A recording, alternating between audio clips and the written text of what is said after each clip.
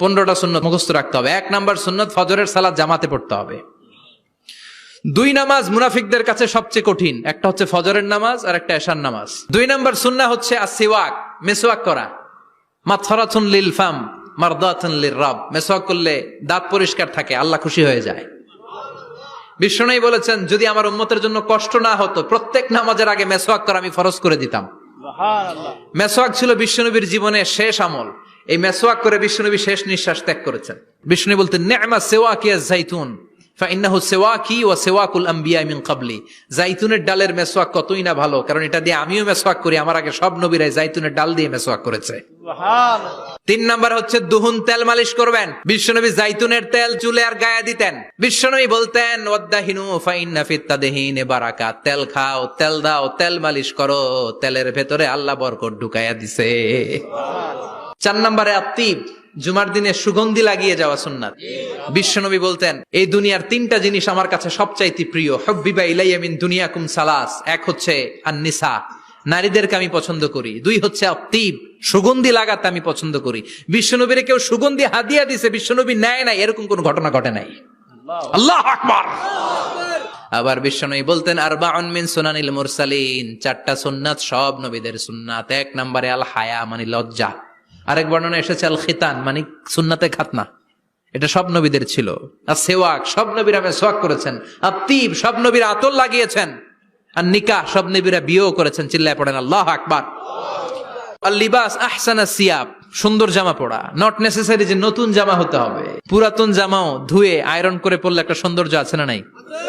ইন্নাল্লাহা জামিল ওয়া ইউহিব্বুল জামাল, আল্লাহ নিজে সুন্দর, সৌন্দর্যকে আল্লাহ পছন্দ করেন। এরপরে ইকসারুস সালাহ আলান নবী, বিশ্বনবীর উপর বেশি বেশি দুরূদ পড়া।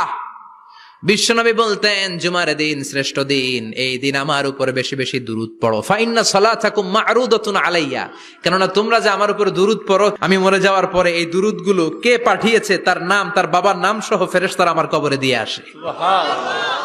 সাহাবারা বললেন ইয়া রাসূলুল্লাহ কাইফা সালাতুনা মা'রুদাতুন আলাইক, আপনি মরে যাওয়ার পরে আমাদের দুরূদ কেমন করে আপনি দেখবেন? ওয়াকাদ আরিমতা, আপনি তো পচে গলে মাটির সাথে মিশে যাবেন। বিশ্বনবী বলেন ইন্নাল্লাহা হাররামা আলাল আরদি আন তাকুলা আজসাদাল আম্বিয়া, নবীদের লাশকে খেয়ে ফেলা, নবীদের লাশকে পচিয়ে ফেলা জমিনের সব মাটির জন্য আল্লাহ হারাম করে দিয়েছেন। এরপরে বিশ্বনবী বলতেন জুমার দিনে সূরাতুল কাহাফ পড়বা, কাহাফ পড়া সুন্নাহ। বিশ্বনবী বললেন সূরাতুল কাহাফ যে তেলাওয়াত করবে ইয়াকুনু লাহু নূর, এই সূরাতুল কাহাফ কিয়ামতের দিন তার সামনে বিশাল একটা আলো হয়ে আসবে। এই আলো দিয়ে পুলসিরাত পার হয়ে ওই বান্দা জান্নাতের ভেতরে ঢুকে যাবে। আবার বিশ্বনবী বলেন যারা সূরাতুল কাহাফের প্রথম 10 আয়াত তেলাওয়াত করবে জুমার দিন, শেষের 10 আয়াত যারা জুমার দিন তেলাওয়াত করবে, দাজ্জালের ফিতনা থেকে তাদেরকে মুক্ত রাখবে কে? এরপর আত-তাবকির ইলাল মসজিদ, মসজিদে আগে আগে যাওয়া সুন্নাত। আগে যিনি যাবে উনি কি পাবে?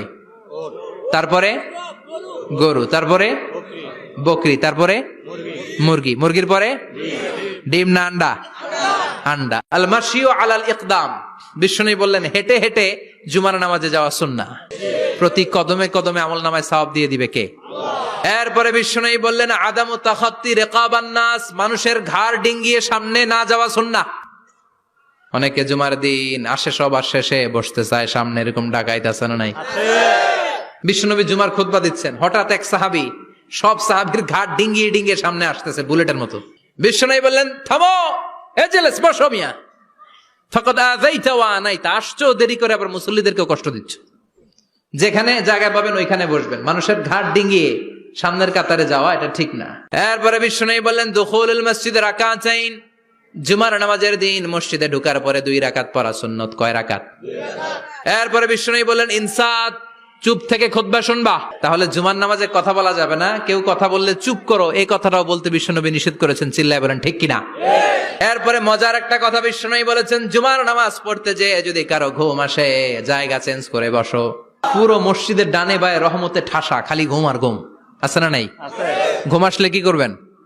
উঠে যাবেন, উঠে জায়গা চেঞ্জ করবেন, পানির ঝাপটা দিবেন, ঘুম দূর করে দিবে কে? তারপরে বিশ্বনবী বললেন জুমার দিন দোয়া করলে কবুল হয়। এটা কখন? অনেক ইখতিলাফ আছে, বেশিরভাগ মুহাদ্দিসিন বলেছেন জুমার দিন আসরের নামাজের পর থেকে মাগরিবের আগ পর্যন্ত, বিশেষ করে মাগরিবের আগের আধা ঘন্টা, এই সময় আল্লাহর কাছে বান্দা যদি কিছু চায় এই দোয়া আল্লাহ ফিরিয়ে দেয়। না। এই 15টা সুন্নাত আমল করা যাবে তো? সবাই রাজি?